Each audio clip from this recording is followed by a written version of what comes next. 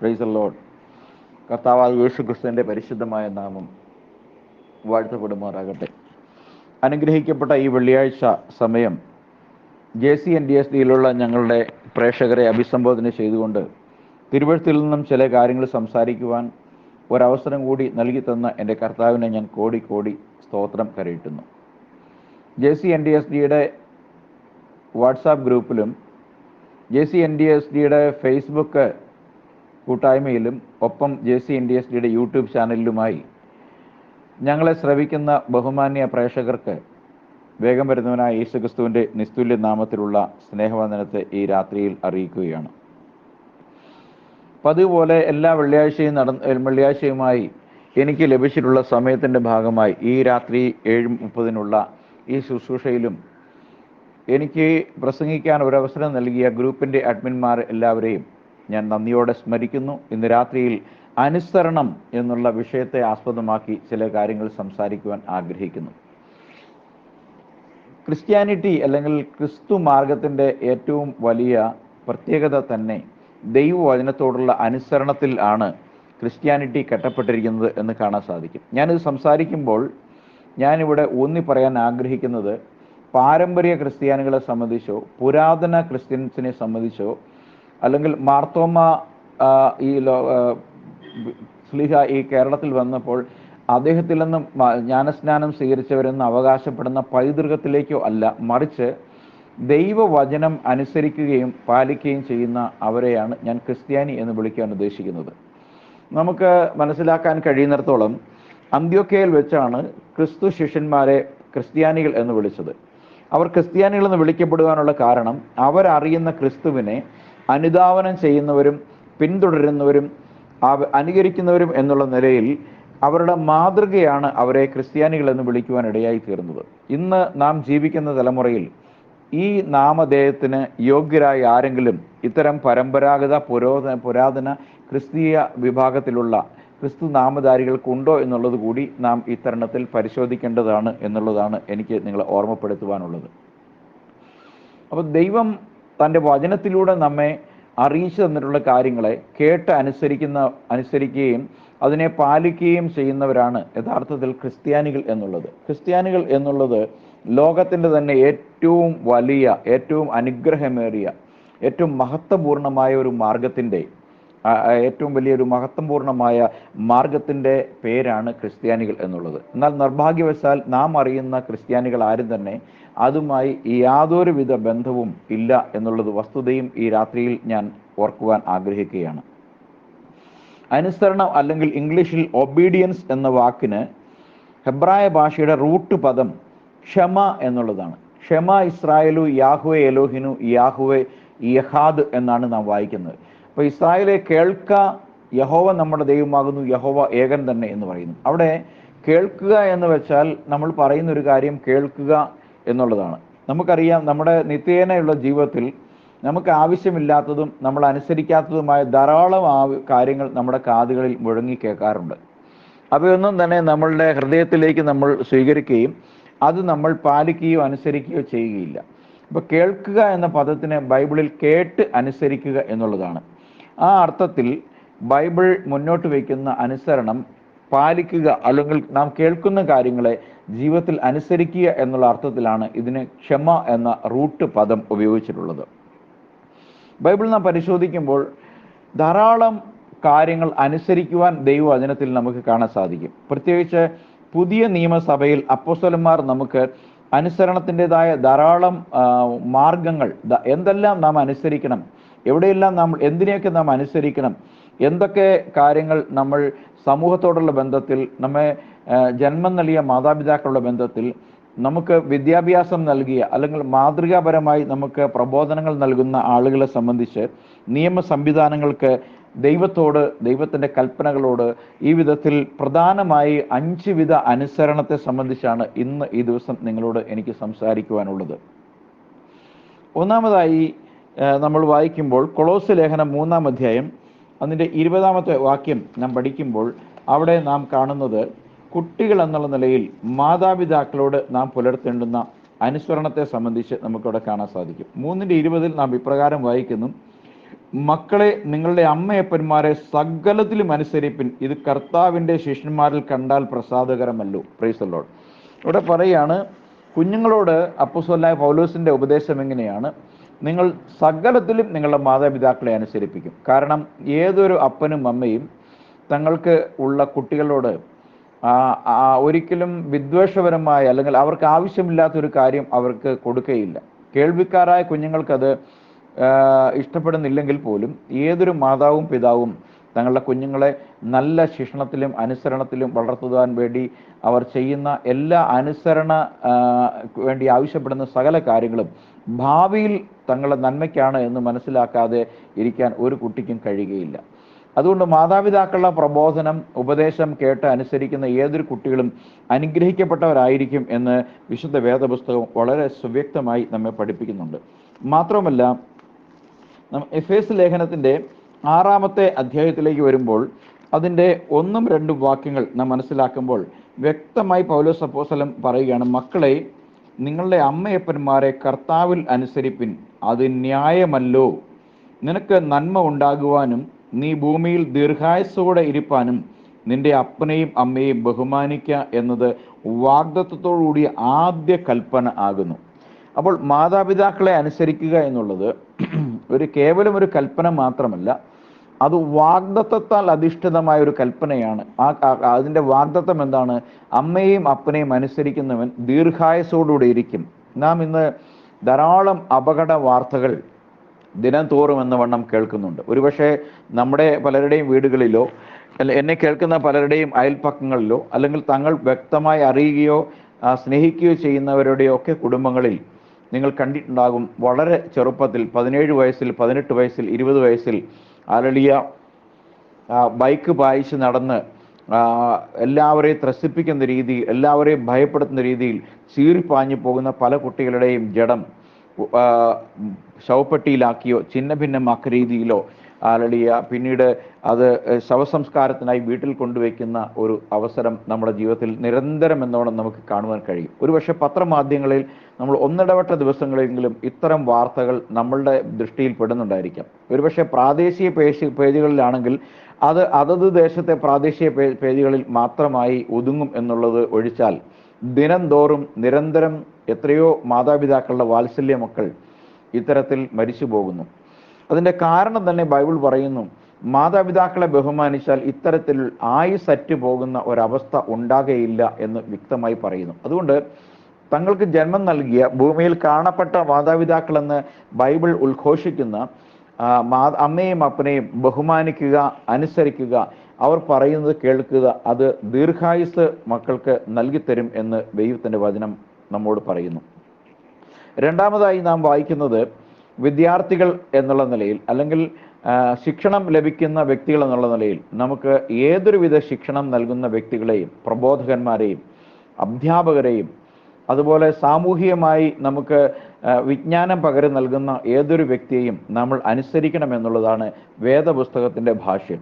അതിനായി സദൃശ്യവാക്യങ്ങൾ 5-12-13 ഞാൻ ഒന്ന് വായിക്കാൻ ആഗ്രഹിക്കുന്നു. അയ്യോ, ഞാൻ പ്രബോധനം വെറുക്കുകയും എൻ്റെ ഹൃദയം ശാസനയും നിരസിക്കുകയും ചെയ്തുവല്ലോ. എൻ്റെ ഉപദേഷ്ടാക്കന്മാരുടെ വാക്ക് ഞാൻ അനുസരിച്ചില്ല, എന്നെ പ്രബോധിപ്പിച്ചവർക്ക് ഞാൻ ചെവി കൊടുത്തില്ല. അപ്പോൾ ഇവിടെ സദൃശ്യവാക്യങ്ങളിൽ സോളമൻ ഇവിടെ പറയുകയാണ്, നമുക്കറിയാം പ്രബോധനം കേവലം സ്കൂളിൽ നിന്ന് മാത്രമല്ല, നമ്മെ അംഗൻവാടിയിലോ അല്ലെങ്കിൽ പ്ലേ സ്കൂളിലോ ചേർക്കുന്നത് മുതൽ നാം ഉന്നത വിദ്യാഭ്യാസം നേടി നമ്മൾ പുറത്തു വന്ന് ദേശത്തിന്, കോളേജിന്, കുടുംബത്തിന് അഭിമാനമാകുന്നത് വരെയുള്ള കാലഘട്ടങ്ങളിൽ ധാരാളം ഉപദേഷ്ടാക്കന്മാർ നമ്മുടെ ജീവിതത്തിലുണ്ടാകും. പ്രൈമറി സ്കൂൾ തലത്തിൽ, കിൻഡർ ഗാർഡൻ ലെവലിൽ, അല്ലെങ്കിൽ അതുപോലുള്ള ചെറിയ അംഗൻവാടി പോലുള്ള സ്ഥലങ്ങളിൽ, പ്രൈമറി ക്ലാസ്സിൽ, അപ്പർ പ്രൈമറി ക്ലാസ്സിൽ, ഹൈസ്കൂളിൽ, പിന്നീട് +2 തലങ്ങളിൽ, പിന്നീട് കോളേജിൻ്റെ തലങ്ങളിൽ, പിന്നെ ഉപരിപഠന തലങ്ങളിൽ, ഇവിടെയെല്ലാം നമുക്ക് ധാരാളമായ മാർഗനിർദ്ദേശങ്ങൾ നമുക്ക് തരുന്നവരുണ്ടാവും. കുറച്ചുകൂടി മെച്ചമായി നമ്മൾ പഠിക്കുമ്പോൾ കൂടുതൽ നമ്മുടെ കഴിവുകൾ വികസിപ്പിച്ചെടുക്കുവാൻ പ്രത്യേക താല്പര്യമെടുക്കുന്ന ഉപദേഷ്ടാക്കന്മാർ, ടീച്ചേഴ്സ്, അധ്യാപകർ, അതുപോലുള്ള ധാരാളം ആളുകൾ നമ്മുടെ ഓരോരുത്തരുടെയും വ്യക്തി ജീവിതത്തിൽ നമുക്ക് സ്വാധീനം ചെലുത്തിയിട്ടുണ്ട്. ഒരുപക്ഷെ ഇന്നത്തെ തലമുറയിൽ അത് ധാരാളമായിട്ട് സ്വാധീനം ചെലുത്തിയിട്ടുണ്ട്. എന്നാൽ ഇവരുടെ പ്രബോധനങ്ങളെയോ ഉപദേശങ്ങളെയോ അനുസരിക്കാത്ത പലരും വഴിയിൽ പട്ടുപോവുകയും പിന്നീട് മാതാപിതാക്കളെ പ്രതീക്ഷയാകുന്ന അവർ മയക്കുമരുന്നിനും മദ്യത്തിനും അടിമപ്പെട്ട് ഡിപ്രഷൻ ബാധിച്ച് യാതൊരു കാരണവും നമുക്ക് പ്രഥമ ദൃഷ്ട്യാ തോന്നാനില്ലാത്ത മരണങ്ങൾ, ആത്മഹത്യകളിലേക്ക്, വിഷാദ രോഗത്തിലേക്ക് നീങ്ങുന്നത് നാം ഈ തലമുറയിൽ കാണുന്നുണ്ട്. എന്തുകൊണ്ടാണ് ഇങ്ങനെ സംഭവിക്കുന്നത്? അനുസരണം ശീലിക്കാതെ, അനുസരണത്തെ നിഷേധിച്ചുകൊണ്ട്, അതിനോട് ഒരു വിരോധമായി പെരുമാറിക്കൊണ്ട്, അത് കേൾക്കുന്നത് അസഹിഷ്ണുതയായി കൈക്കൊണ്ടുകൊണ്ട് മുന്നോട്ട് പോകുന്നവരുടെ എല്ലാം അധികം പേരുടെ ഭാവി ഇരുളടഞ്ഞതായി തീരും. വളരെ ചുരുക്കമായ ആളുകൾക്ക് മാത്രമാണ് പ്രാർത്ഥനയാലോ ദൈവത്തിലുള്ള വിശ്വാസത്താലോ മടങ്ങി വരുവാനുള്ള സാധ്യത നാം കാണുന്നത്.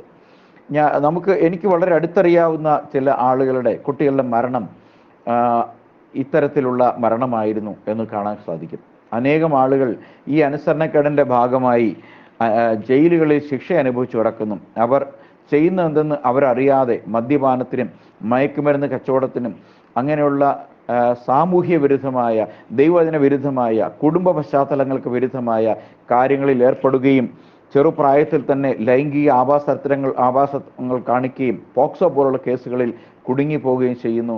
അത് പ്രബോധനം കേട്ട് അനുസരിക്കാത്തതിൻ്റെ ഭാഗമായി സംഭവിക്കുന്ന ധാർമ്മിക അധപ്പതനത്തിൻ്റെ ഭാഗമാണ് എന്ന് നമുക്ക് മനസ്സിലാക്കാൻ കഴിയും.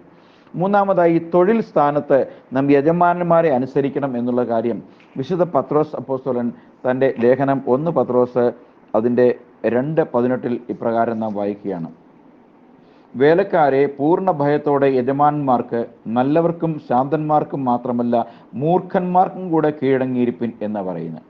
അപ്പോൾ ഇവിടെ പറയുന്നൊരു കാര്യം, ജോലിക്കാരെ സംബന്ധിച്ചിടത്തോളം സ്വകാര്യ മേഖലയിലായാലും പൊതുമേഖലയിലായാലും സർക്കാർ സ്ഥാപനങ്ങളിലായാലും നമ്മൾ ഒരു സ്ഥലത്ത് വേലയ്ക്ക് നിൽക്കുകയാണെങ്കിൽ നമുക്ക് ശമ്പളം തരുന്ന, നമ്മളെ ജോലിക്ക് ആക്കി വെച്ചിരിക്കുന്ന ആൾ നമ്മുടെ യജമാനനാണ്.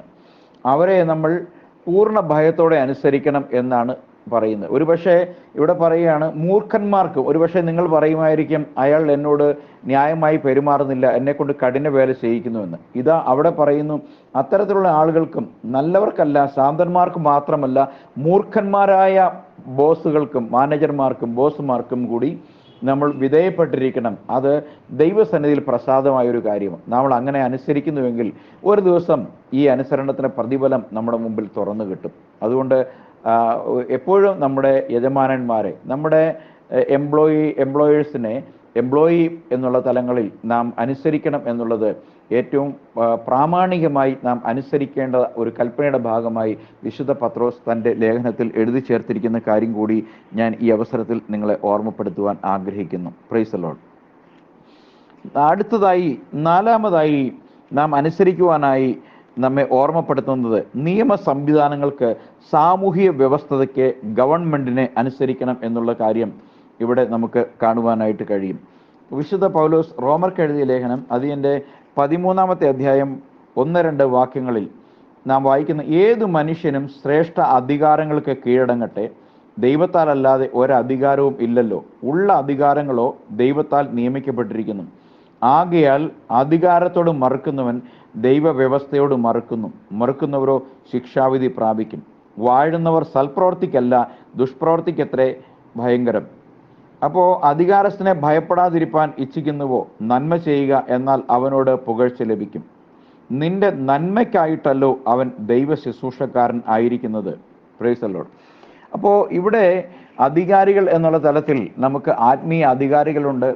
നാം ദൈവസഭയിൽ ഉൾപ്പെട്ട് നിൽക്കുന്നവരാണെങ്കിൽ പാസ്റ്റർമാർ നമുക്ക് അധികാര സ്ഥാനത്തുള്ളവരാണ്. അവരെ നമ്മൾ ബഹുമാനിക്കണം. കാരണം ആ അധികാരം നമ്മുടെ ആത്മീയ അഭിവൃദ്ധിക്കും വളർച്ചയ്ക്കും വേണ്ടി ദൈവത്താൽ സ്ഥാപിതമായ അധികാരമാണ്. നാം ലോകത്തിൽ ജീവിക്കുമ്പോൾ നമ്മൾ ഉൾപ്പെട്ട് നിൽക്കുന്ന സാമൂഹിക വ്യവസ്ഥിതിക്കും സാമൂഹിക നിയമങ്ങൾക്കും ധാർമ്മിക നിയമങ്ങൾക്കും അതുപോലെ ഗവൺമെൻറ് നമ്മുടെ രാജ്യത്ത് പാസ്സാക്കിയിട്ടുള്ള നിയമങ്ങൾ നമുക്ക് ധാരാളം അനുസരണമുണ്ട്. Civil laws, criminal laws, moral laws, ഇങ്ങനെ ധാരാളം നിയമങ്ങളാൽ ബന്ധിതമാണ് നമ്മുടെ ഓരോ വ്യവസ്ഥിതികളും. നമുക്കറിയാം, മോശയുടെ കാലം മുതലേ ദൈവം മനുഷ്യർക്ക് ആചരിക്കാൻ കൊടുത്ത 10 കൽപ്പനകൾക്ക് പുറമെ ധാരാളം ധാർമ്മികമായും മാനുഷികമായും സാമൂഹികമായ നിയമങ്ങളും അവർക്കുണ്ടായിരുന്നു എന്ന് കാണാം. അപ്പോൾ നിയമവ്യവസ്ഥ എന്ന് പറയുന്നത് ഒരു പുതിയ അനുഭവമല്ല. ഈ നിയമവ്യവസ്ഥകൾ എപ്പോഴും ഒരു ചിട്ടയുള്ള വ്യക്തിയെ വാർത്തെടുക്കുവാൻ കഴിയും. വേണ്ടി ഉണ്ടാക്കപ്പെട്ടിട്ടുള്ളതാണ്. ഒരു കാര്യം സിമ്പിളായിട്ട് ചിന്തിച്ച് നോക്കിയേ, നമ്മളൊരു ഗെയിം എടുത്താൽ, അത് ബാഡ്മിൻ്റൺ ആയാലും, അത് വോളിബോൾ ആയാലും, ഫുട്ബോൾ ആയാലും, അതുപോലെ ക്രിക്കറ്റ് ആയാലും, അതുപോലെ നമുക്ക് ബാസ്കറ്റ് ബോൾ ആയാലും, ഗുസ്തി ആയാലും, ഇതിനെല്ലാം ധാരാളം നിയമങ്ങളുണ്ട്. ഈ നിയമങ്ങൾ ലംഘിച്ചു കഴിഞ്ഞാൽ, അല്ലെങ്കിൽ നിയമങ്ങളെ ഇല്ലാത്ത ഒരു കളി, ബൗണ്ടറി ഇല്ലാത്ത, അതിരുകളില്ലാത്ത കോർട്ട് കളങ്ങൾ, നിയന്ത്രിക്കാൻ റഫറി ഇല്ലാത്ത ഒരു കളി എന്നാലോചിക്കുക. അതിൻ്റെ വിജയത്തിന്, അവിടെ ഒരു വിജയം എന്ന് പറയുന്നത് കളിയുടെ വിജയമല്ല, മറിച്ച് ധാർഷ്ട്യത്തിൻ്റെയും ധിക്കാരത്തിൻ്റെയും കയ്യൂക്കിൻ്റെയും വിജയമായിരിക്കും. എന്നാൽ അത് നിയമത്താൽ സ്ഥാപിതമായ ഒരു സംവിധാനമാണെങ്കിലോ അത് വളരെ മനോഹരിതമായിരിക്കും. നിയന്ത്രണങ്ങളും നിയമങ്ങളും അവിടെ ഉള്ളതുകൊണ്ടാണ് നമ്മളത് വളരെ മനോഹരമായി തീരുന്നത്. അതുകൊണ്ട് എല്ലാ ഇടങ്ങളിലും ലോകപ്രകാരമുള്ള നിയമങ്ങൾ നമുക്ക് പാലിക്കേണ്ടതുണ്ട്. നാം ക്രിസ്ത്യാനിയാണ് എന്ന് വിചാരിച്ച് നമുക്ക് നിയമങ്ങൾ ബാധകമല്ല എന്നുള്ളതല്ല. ഏറ്റവും അധികം നിയമവ്യവസ്ഥകൾ പാലിക്കുവാൻ ഏറ്റവും അധികം ബാധ്യസ്ഥരായിട്ടുള്ള ഒരു സമൂഹമാണ് ക്രിസ്ത്യാനികൾ. കാരണം നാം ദൈവത്താൽ അഭ്യസിപ്പിക്കപ്പെടുന്നത് കൊണ്ട് നിയമങ്ങൾ എവിടെയും പാലിക്കുവാൻ നാം ബാധ്യസ്ഥരാണ്. അതുകൊണ്ട് തന്നെ ലോകത്ത് ആർക്കും ക്രിസ്ത്യാനിയെ നിയമലംഘകരുടെ കൂട്ടത്തിൽ പെടുത്തിക്കൊണ്ട് അവരെ ഈ നമ്മൾ ഈ കേരളത്തിലുണ്ടായിരുന്ന പോപ്പുലർ PDO, പോപ്പുലർ ഫ്രണ്ട് പോലുള്ള, അല്ലെങ്കിൽ ധാരാളം 160ഓളം വരുന്ന ഇസ്ലാമിക് തീവ്രവാദ സംഘങ്ങൾ, ഹൈന്ദവ തീവ്രവാദ സംഘങ്ങൾ, ഇതൊന്നും നിയമപരമായി പ്രവർത്തിക്കുന്നവയല്ല. അവ നിയമലംഘകരുടെ താവളമാണ്. അപ്പോൾ അതുകൊണ്ടാണ് അവർ ജനങ്ങൾക്ക് തലവേദനയായി, ഗവൺമെൻറ്റിനും ജനങ്ങൾക്കും തലവേദനയായിട്ട് മാറുന്നത്. അപ്പോൾ ക്രിസ്ത്യാനികൾ എന്തുകൊണ്ട്, ഒരു ക്രിസ്ത്യാനി, ഞാൻ പറയുന്നത് ഒരു യഥാർത്ഥ ക്രിസ്ത്യാനിയെ സംബന്ധിച്ചാണ്. പൊതുവിൽ യഥാർത്ഥമല്ലാത്ത നാമധേയ ക്രിസ്ത്യാനികൾ പോലും ഒരു ദൈവഭയമുള്ളവരാണ്, അല്ലെങ്കിൽ സാമൂഹ്യ ഭയമുള്ളവരാണ്. കാരണം മാതാപിതാക്കളിൽ നിന്ന് ലഭിച്ച ശിക്ഷണം കൊണ്ട് ഒരുവിധത്തിലുള്ള സാമൂഹ്യ തിന്മകളിൽ നിന്ന് പൊതുവിൽ അവർ ഒഴിഞ്ഞിരിക്കുന്നവരാണ്. എന്നാൽ ഞാൻ പറയുന്ന യഥാർത്ഥ ക്രിസ്ത്യാനികൾ എപ്പോഴും സമൂഹത്തിന് അവർ ഇണങ്ങുന്നവരും നിയമങ്ങൾ പാലിക്കുന്നവരുമാണ്. എന്തുകൊണ്ടെന്നാൽ അവർ ദൈവത്താൽ പുതുതായി ജനിക്കപ്പെട്ട ദൈവത്തിൻ്റെ മക്കളായതുകൊണ്ട് അവർ ദൈവിക നിയമങ്ങളും സാമൂഹിക നിയമങ്ങളും അതുപോലെ തന്നെയുള്ള എല്ലാ ലോകപരമായ ക്രമങ്ങളും പാലിച്ചുകൊണ്ടാണ് അവരവരുടെ ജീവിതം നയിക്കുന്നത്. അതുകൊണ്ട് ഇവിടെ പറയുന്ന പോലെ ഏതു മനുഷ്യനും ശ്രേഷ്ഠാധികാരങ്ങൾക്കും കീഴടങ്ങട്ടെ, ദൈവത്താൽ അല്ലാതെ ഒരധികാരമില്ല. ഏതൊരു അധികാരവും സ്ഥാപിതമാകുന്നുവെങ്കിൽ ദൈവം അനുവദിച്ചിട്ടാണ്. കൃത്രിമ മാർഗത്തിലൂടെയാണ് അവർ കടന്നു വന്നതെങ്കിൽ പോലും ദൈവം അങ്ങനെ വരുവാൻ അനുവദിച്ചതുകൊണ്ടാണ് എന്നാണ് നാം മനസ്സിലാക്കുന്നത്. അതുകൊണ്ട് ദൈവത്താൽ അല്ലാതെ ഒരധികാരവുമില്ലല്ലോ, ഉള്ള അധികാരങ്ങളോ ദൈവത്താൽ നിയമിക്കപ്പെട്ടിരിക്കുന്നു. ആകയാൽ അധികാരത്തോടും മറുക്കുന്നവൻ ദൈവവ്യവസ്ഥയോടും മറുക്കുന്നവരോ ശിക്ഷാവിധി പ്രാപിക്കും. അപ്പോൾ നിയമലംഘനങ്ങൾക്കെല്ലാം ശിക്ഷയുണ്ട്. പ്രത്യേകിച്ച് ലോകപരമായ ലോകത്തിലുള്ള നിയമങ്ങൾക്ക് ആ നിയമലംഘനങ്ങൾ പിടിക്കപ്പെട്ട് കഴിഞ്ഞാൽ അതിൻ്റെ ട്രയലും അതിൻ്റെ ശിക്ഷയും ഒക്കെ വളരെ വേഗത്തിൽ നടക്കും. എന്നാൽ കർത്താവിൻ്റെ കോടതിയിലാണ് ന്യായവിധിയുടെ കാലങ്ങൾ നമുക്ക് നീട്ടിവെക്കപ്പെട്ടിരിക്കുന്നത് എന്ന് നമുക്ക് കാണാൻ സാധിക്കും. അതുകൊണ്ട് ദൈവത്തെ അനുസരിക്കുന്നവർ, ദൈവവചനം അനുസരിക്കുന്നവർ എല്ലാവിധ നിയമങ്ങൾക്കും വിധേയപ്പെട്ടിരിക്കണം എന്നുള്ള കാര്യം കൂടി ഈ 4ാമത്തെ നിയമത്തിൽ, അനുസരണത്തിൻ്റെ ചട്ടത്തിൽ നാം മനസ്സിലാക്കുകയാണ്. 5ാമതായി, മനുഷ്യൻ്റെ പരമമായ അനുസരണം ദൈവത്തോടാണ് വേണ്ടതെന്ന് ദൈവവചനം വളരെ ശക്തിയോടെ നമ്മെ ഓർമ്മപ്പെടുത്തുന്നുണ്ട്. ഉദാഹരണത്തിന് ഉൽപ്പത്തിയുടെ പുസ്തകം നാം 26ാമത്തെ അധ്യായം 4-5 വാക്യങ്ങൾ നാം വായിക്കുമ്പോൾ നമ്മളിങ്ങനെ കാണുന്നു. അബ്രഹാം എൻ്റെ വാക്ക് കേട്ട് എൻ്റെ നിയോഗവും കൽപ്പനകളും ചട്ടങ്ങളും പ്രമാണങ്ങളും ആചരിച്ചതുകൊണ്ട് ഞാൻ നിന്റെ സന്തതിയെ ആകാശത്തിലെ നക്ഷത്രങ്ങളെ പോലെ വർദ്ധിപ്പിച്ച് നിന്റെ സന്തതിക്ക് ഈ ദേശമൊക്കെയും കൊടുക്കും.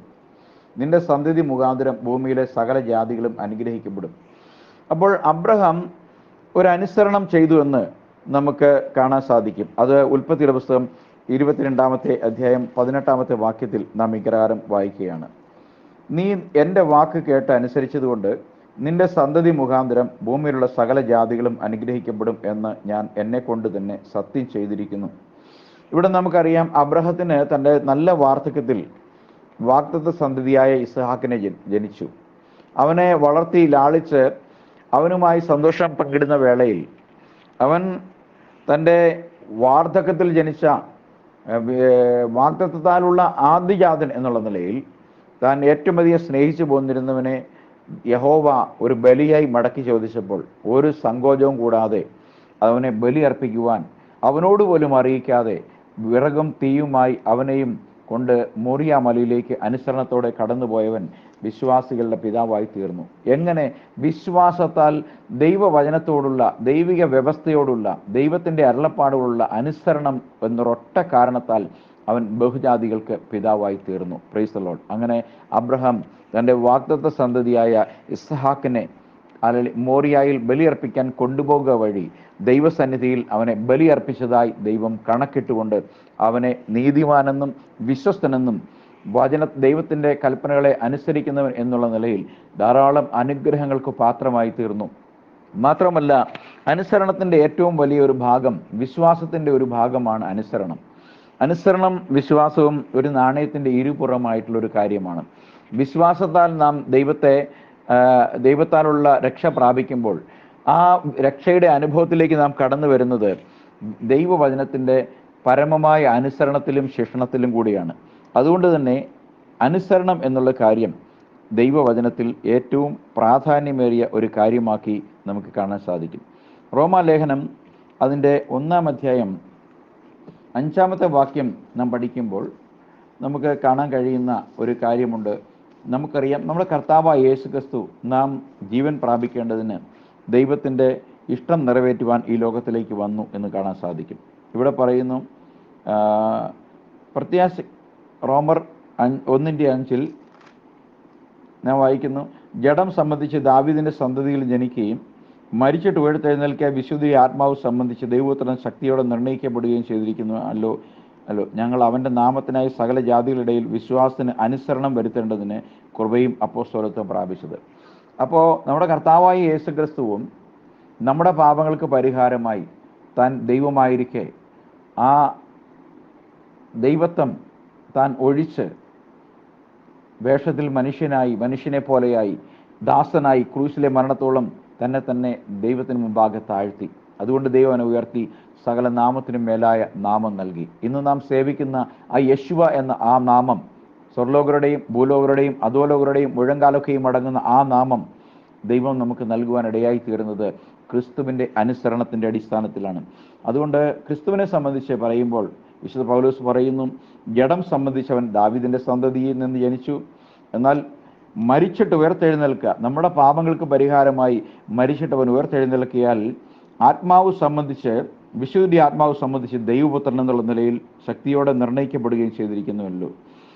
അപ്പോൾ ഇവിടെ നമ്മൾ കാണുന്നത്, ഞങ്ങൾ അവൻ്റെ നാമത്തിനായി സകല ജാതികളിൽ വിശ്വാസത്തിൻ്റെ അനുസരണം വരുത്തേണ്ടതിന് കൃപയും അപ്പോസ്തലത്വം പ്രാപിച്ചത് അവരിൽ യേശു ക്രിസ്തുവിനായി വിളിക്കപ്പെട്ട നിങ്ങളും ഉൾപ്പെട്ടിരിക്കുന്നുവല്ലോ. Praise the lord. അതുകൊണ്ട് ബൈബിൾ വളരെ അടിസ്ഥാനപരമായി മുന്നോട്ട് വയ്ക്കുന്ന അനുസരണം എന്ന ഒരു പുണ്യം നാം ഏവരും അനുസരിക്കുകയും പാലിക്കുകയും ചെയ്യണമെന്ന് ദൈവം തൻ്റെ വചനത്തിലൂടെ നമ്മെ ഉദ്ഘോഷിക്കുന്നതായി നമുക്ക് കാണാൻ സാധിക്കും. എഫേസ്യ ലേഖനം 2-ാമത്തെ അധ്യായം 2-ന്റെ ആദ്യത്തെ വാക്യം മുതൽ നാം വായിക്കുമ്പോൾ നമ്മൾ ഇവിടെ വായിക്കുന്നു, ക്രിസ്തുവിൽ അതിക്രമങ്ങളാലും പാപങ്ങളാലും മരിച്ചവരായിരുന്ന നിങ്ങളെയും അവൻ ഉയർപ്പിച്ചു. അവയിൽ മുമ്പേ നിങ്ങൾ ഈ ലോകത്തിൻ്റെ കാലഗതിയെയും ആകാശത്തിലെ അധികാരത്തിനും അനുസരണക്കേടിൻ്റെ മക്കളിൽ ഇപ്പോൾ വ്യാപരിക്കുന്ന ആത്മാവിനും അധിപതിയായവനെയും അനുസരിച്ച് നടന്നു. അപ്പോൾ നാം ക്രിസ്തുവിലേക്ക് വരുന്നതിന് മുമ്പ് നാം പാരമ്പര്യ മതങ്ങളിൽ സമുദായത്തിൻ്റെ അംഗങ്ങൾ എന്നുള്ള നിലയിൽ നാം ജീവിച്ചു വന്നിരുന്നപ്പോൾ നമ്മൾ ഈ ലോകത്തിൻ്റെ കാലഗതികൾ അനുസരിച്ച് വന്നവരായിരുന്നു. കാരണം നമുക്ക് പ്രമാണം എന്തെന്ന് അറിയുമായിരുന്നില്ല. നമുക്കറിയാവുന്നൊരു കാര്യം, നാം ജനിച്ച് ഏതാനും ദിവസങ്ങൾക്കുള്ളിൽ മാതാപിതാക്കൾ നമ്മളെ കൊണ്ടുപോയി ഒരു തളിക്കൽ സ്നാനം നടത്തുന്നു. അങ്ങനെ നമ്മൾ ഏത് സമുദായത്തിൽ പിറന്നോ ആ സമുദായത്തിൻ്റെ ഒരു അംഗമായി തീരുന്നു. ആ സമുദായ വ്യവസ്ഥിതിക്ക് ഒത്തവണ്ണം ഒരു വിവാഹം, തുടർന്നുള്ള കാര്യങ്ങൾ, മരണം എന്നിവയൊക്കെ നടത്തിപ്പോരുന്നു. സമൂഹത്തിൽ ഇതര മതങ്ങളിൽ നിന്ന് കാര്യമാത്ര പ്രസക്തമായ വ്യത്യാസമില്ലാത്ത ഒരു സമൂഹ ജീവി എന്നതിലും അപ്പുറമായി ദൈവവുമായി അടിസ്ഥാനപരമായി ബന്ധമില്ലാത്ത ഒരു സമൂഹത്തിൻ്റെ ഭാഗമായി നമ്മൾ വളർന്നു. അപ്പോൾ തന്നെ ഏതൊരു സമൂഹത്തിലും ഉള്ള, ഏത് മതസ്ഥിലും ഉള്ള ആളുകളുടെ വ്യവസ്ഥിതിക്കൊത്തവണ്ണം ഈ ലോകത്തിൻ്റെ കാലഗതിക്കും ഈ ലോകത്തിൻ്റെ വ്യവസ്ഥകൾക്കും അനുസരിച്ച് ഈ ലോക വ്യവസ്ഥകളെ നിയന്ത്രിച്ച് നയിക്കുന്ന പിശാചിൻ്റെ ചിന്തകൾക്കും ആലോചനകൾക്കും അടിമത്തത്തിനും അനുസരിച്ച് നടന്നവരാണ് നാം ഓരോരുത്തരും. എന്നാൽ കാലസമ്പൂർണത വന്നപ്പോൾ ദൈവം ഹല്ലേലൂയ തൻ്റെ പുത്രനെ, നമ്മുടെ കർത്താവായ യേശുവ മെസ്സിഹയെ ഹല്ലേലൂയ നമുക്ക് വേണ്ടി വാഗ്ദത്തം ചെയ്തിരുന്ന സ്ത്രീയുടെ സന്തതിയായി ജഡത്തിൽ വെളിപ്പെട്ട് വന്ന ശേഷം നമ്മുടെ പാപങ്ങൾക്ക് പരിഹാരമായി ക്രൂശിൽ മരിക്കുക വഴി നമുക്ക് ഹല്ലേലൂയ ദൈവത്തിൻ്റെ അവകാശങ്ങളിലേക്ക്, ദൈവത്താൽ സ്ഥാപിതമായ വിശുദ്ധിയുടെ അംശങ്ങളിലേക്കും സ്വർഗത്തിലെ സ്ഥിരമായ അവകാശത്തിലേക്കും നമ്മെ വീണ്ടും ജനിപ്പിച്ചു. അങ്ങനെ നാം വചനത്തിൻ്റെ അനുസരണത്താൽ പുതുതായി ജനിച്ച് പുതിയ നിയമപ്രകാരമുള്ള ക്രിസ്ത്യാനികളായി ഇരിക്കുന്നത് കൊണ്ട് അനുസരണം എന്നുള്ളൊരു കാര്യം ഏറ്റവും വലിയ കൽപ്പനകളിൽ ഒന്നാകുന്നു എന്നുള്ള കാര്യം നാം മറന്നു പോകരുത്.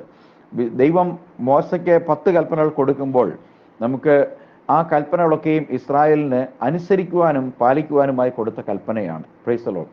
ആ കൽപ്പനകളുടെ അനുസരണത്താലല്ലാതെ ആർക്കും ദൈവവുമായി ഒരു ബന്ധത്തിൽ നടക്കുവാനും ഒരു പുതിയ സൃഷ്ടിയായി തീരുവാനും കഴിയുകയില്ല എന്നുള്ള കാര്യം നാം മറന്നു പോകരുത്. അതുകൊണ്ട് ദൈവവചനത്തെ അനുസരിക്കുന്നത് ഏതു തരത്തിലുള്ള നമ്മുടെ സാമൂഹിക ക്രമത്തിലുള്ള ജീവിതത്തിലും ആത്മീയ ജീവിതത്തിലും നമ്മുടെ നിത്യതയ്ക്കും ഏറ്റവും അനിവാര്യമായ ഒരു കാര്യമാണ് എന്നുള്ള കാര്യം കൂടി ഓർപ്പിച്ചുകൊണ്ട് ഞാൻ എൻ്റെ എളിയ പ്രസംഗത്തിൽ നിന്നും വിരമിക്കുന്നു. കർത്താവായ യേശുക്രിസ്തു നിങ്ങളെല്ലാവരെയും സമർത്ഥമായിട്ട് അനുഗ്രഹിക്കുമാറാകട്ടെ. ആമേൻ.